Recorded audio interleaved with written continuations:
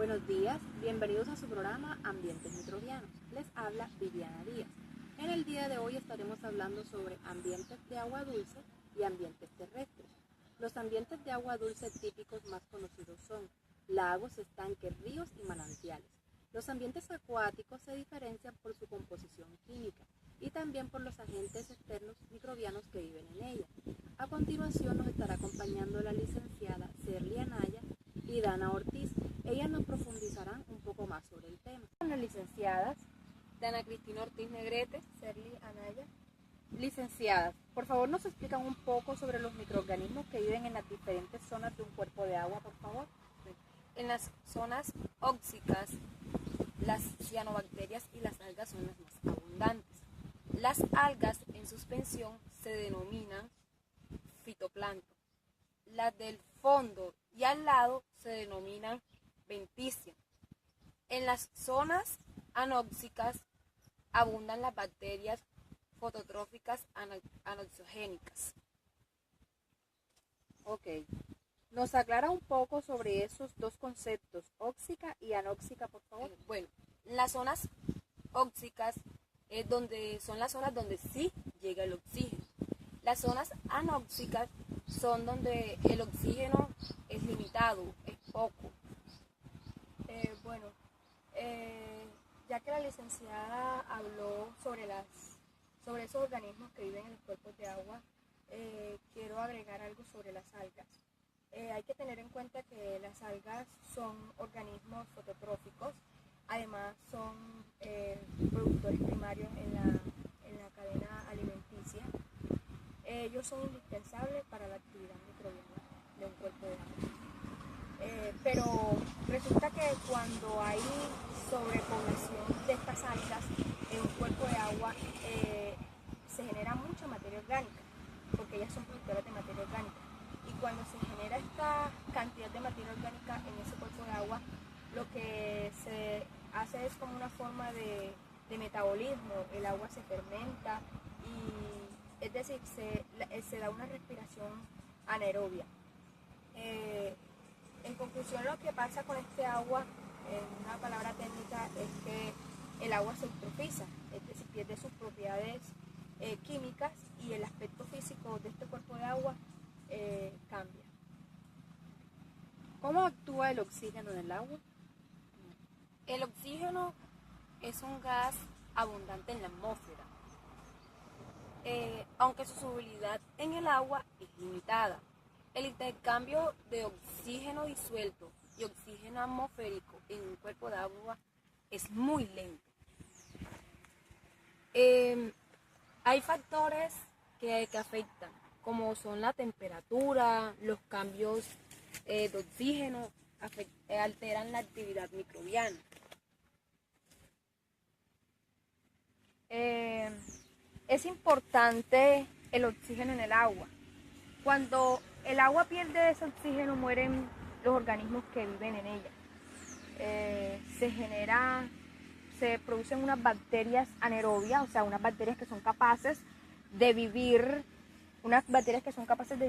en ese agua que tiene poco oxígeno. Pero el agua empieza en un proceso la materia orgánica que está en ese agua empieza un proceso de descomposición producto de esas bacterias y empiezan a salir olores fétidos del cuerpo de agua.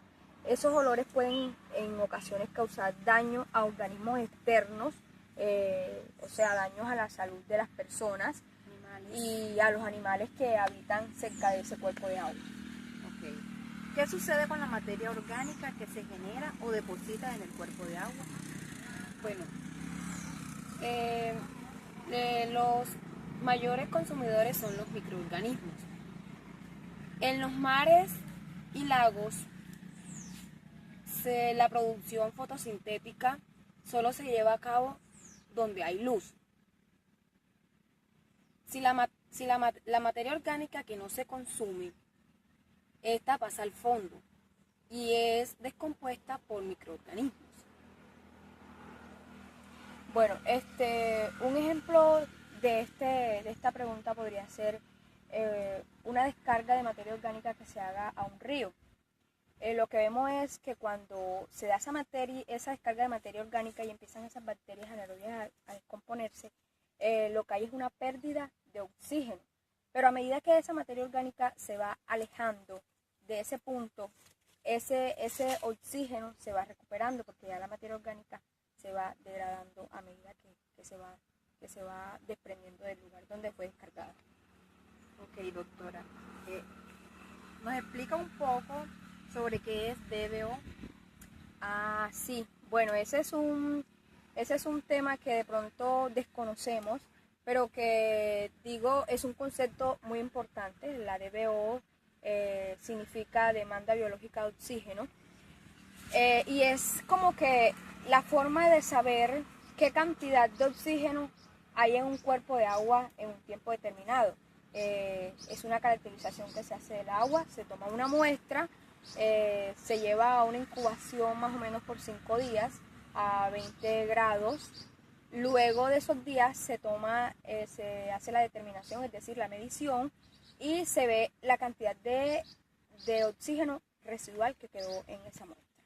Bueno, también en los ríos el oxígeno es un factor importante,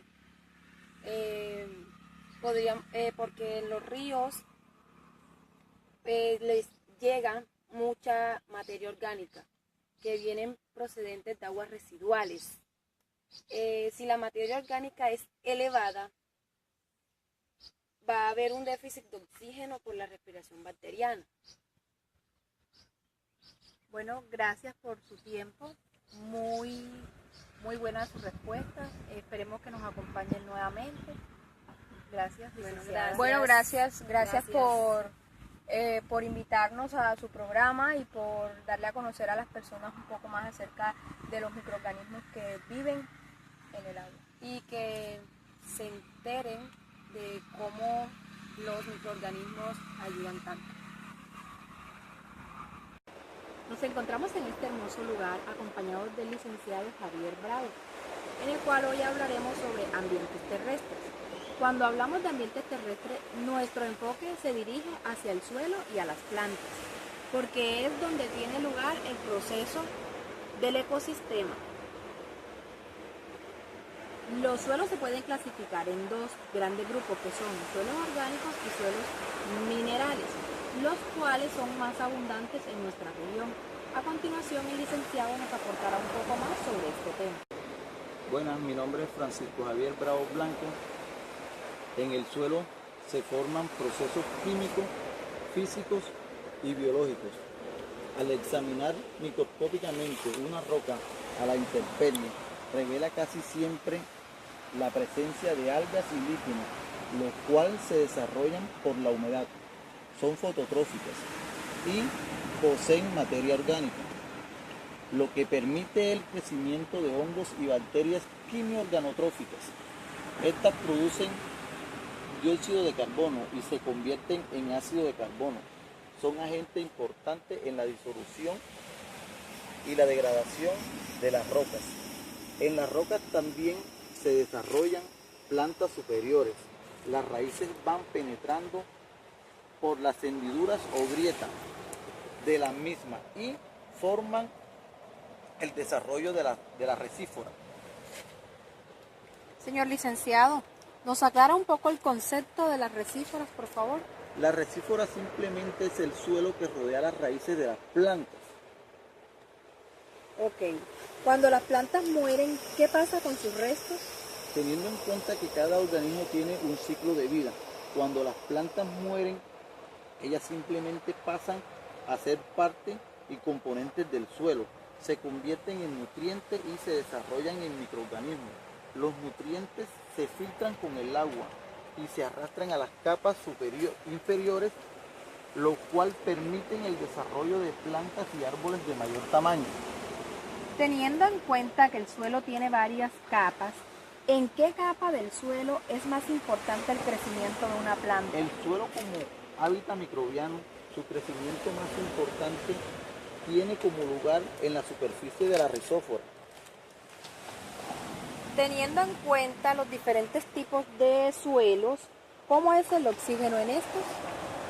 Los suelos secos, el aire penetra con facilidad y su concentración de oxígeno es alta. En cambio, en los suelos húmedos o encharcados, el oxígeno simplemente es el que se encuentra disuelto en el agua. Señor licenciado, gracias por su tiempo y su presentación. Bueno, gracias a ustedes por la invitación del programa y lo tendremos en cuenta cualquier novedad a la orden. Ok, gracias.